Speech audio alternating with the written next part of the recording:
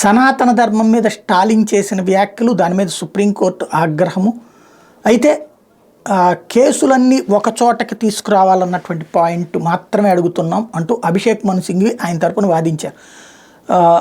స్టాలిన్ చేసిన వ్యాఖ్యలు నేను సమర్థించట్లేదు, వ్యతిరేకించట్లేదు, కానీ ఫండమెంటల్ హక్కు ప్రకారం అన్ని కేసులు అన్ని చోట్లకి వెళ్ళడం కష్టం కాబట్టి ఒకే చోట విచారించాలని మాత్రమే కోరుతున్నాం అంటూ ఆయన తరపున లాయర్ అభిషేక్ మను సింఘ్వి వాదించారు సుప్రీంకోర్టు.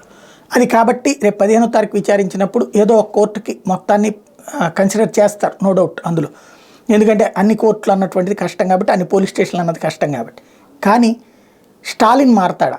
సచ్చినా మారడు.